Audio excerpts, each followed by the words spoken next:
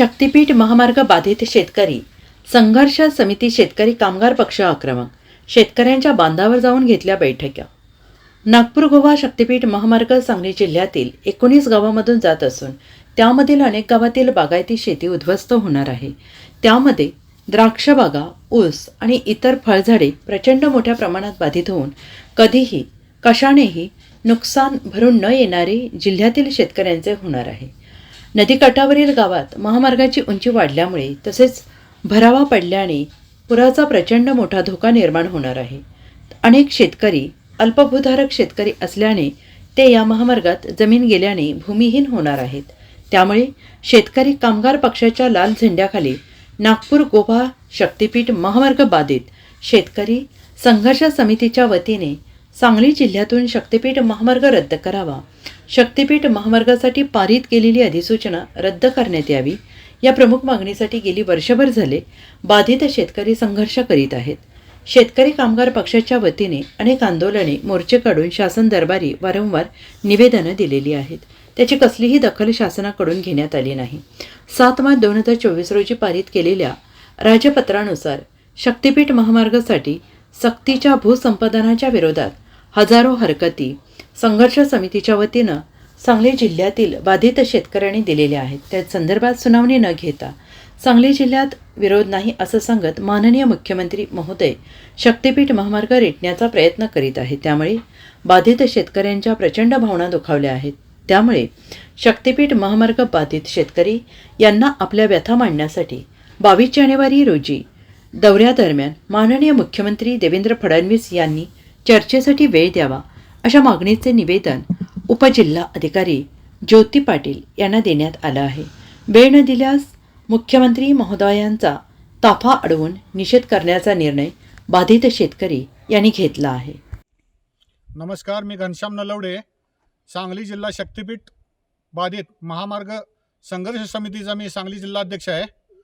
माझी आत्ता तुम्ही जी बाईट बघितली त्यामध्ये आपले द्राक्षबाग, विहीर आणि टोटल अगदी काळीभोर जमीन यामध्ये बाधित होत आहे।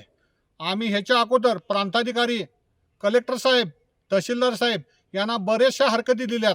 त्या हरकतीवर बिगर सुनावणी घेता शासनाने आज जी काही कॉन्फरन्सद्वारे जमीन मोजणीचा जो घाट घातलेला आहे त्याला आमचा तीव्र विरोध राहील आणि शेतकऱ्यांच्या मुळावर आलेला हा शक्तीपीठ महामार्ग आम्ही हा उद्ध्वस्त केल्याशिवाय गप्प बसणार नाही। माझ्याबरोबर जे शेतकरी आहेत त्यांची सुद्धा हीच व्यथा आहे आणि त्यांच्या सुद्धा अशा सोन्यासारख्या जमिनी या रस्त्यामध्ये बाधित होणार आहे। माझा शासनाला इशारा आहे की जो कोणी अधिकारी माझ्या जमिनीमध्ये मोजणी करायला वगैरे येईल तो ह्या विहिरीत आम्ही टाकल्याशिवाय सोडणार नाही, हे माझा निर्वाणीचा या शासनाला इशारा आहे। कोणाची मागणी नसलेला आणि रत्नागिरी नागपूर राष्ट्रीय महामार्गाला समर असा गरज नसलेला बड्या भांडवलदारांना, कॉन्ट्रॅक्टदारांना मोठा करणारा हा महामार्ग शक्तीपीठ महामार्ग हा जो आमच्या सांगली जिल्ह्यातून त्यांनी नवीन करण्याचा जो घाट घातलेला आहे हा राज्य सरकारनं त्वरित थांबवावा। गेली वर्षभर झालं आम्ही सांगली जिल्ह्यातून शक्तीपीठ महामार्ग रद्द करा ही मागणी घेऊन आम्ही गेली वर्षभर झालं शेतकरी कामगार पक्षाच्या लाल झेंड्याखाली आम्ही संघर्ष करतोय।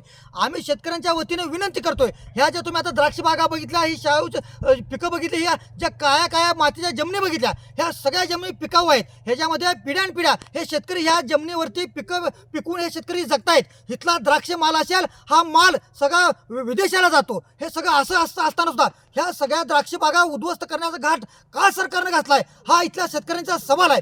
ह्या सांगली जिल्ह्यामध्ये अनेक गावं ही पूरबाधित गाव आहेत, त्याचबरोबर ह्या पुरामध्ये अनेक संकटांना तोंड देणारी गावं आहेत, त्यामध्ये अनेक गावं उद्ध्वस्त होणार आहेत। शेतीमाल जो परदेशात जातो इतका पिकवणारे ह्या सगळ्या शेती उद्ध्वस्त होणार आहेत।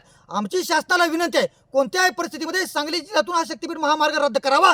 आज आम्ही सगळे शेतकरी शासनानं जी भूमिका घेतलेली आहे, काल त्यांनी जी मिटिंग घेतली सांगितलं की 11 जिल्ह्यातून याचं समर्थन आहे आणि 11 जिल्ह्यातील शेतकऱ्यांच्या ह्या जमिनी काढून घेण्यासाठी, भूसंपादन करण्यासाठी त्यांनी जी मिटिंग घेतली आणि त्या मिटिंगमध्ये त्यांनी आदेश दिले मुख्यमंत्री साहेबांनी की हे सगळ्या जमिनीचं भूसंपादन सुरू करावे। आम्ही मुख्यमंत्री साहेबांना विनंती करतोय, कळकळीची विनंती करतोय, हात जोडून सांगतोय की तुम्ही आमच्या जमिनी काढून घेऊन आम्हा शेतकऱ्यांना बेरोजगार करणं, भूमिहीन करणं, उद्ध्वस्त करणं हे धोरण थांबवावं। अन्यथा आमच्या वावरामध्ये जो काही सर्वे करायला येईल, जो आमच्या वावरामध्ये मोजणी करायला येईल त्याचा मुद्दा आम्ही वावरात पाडल्याशिवाय आमचा बाधित शेतकरी गप्प बसणार नाही। अशा पद्धतीची आक्रमक भूमिका आज आम्ही घेतोय। इथं आमच्या इथं पाठीमागे जे शेतकरी आहेत ह्या शेतकऱ्यांच्या डोळ्यातलं पाणी बघा। हे शेतकरी तळमळीने सांगतायत की तुम्ही कोणत्याही परिस्थितीमध्ये सांगली जिल्ह्यातून शक्तीपीठ महामार्ग रद्द करा आणि तो जोपर्यंत रद्द होणार नाही तोपर्यंत अटीतटीचा किती मोठा संघर्ष करायला लागला तर ती करायची तयारी आम्ही आज ठेवलेली आहे.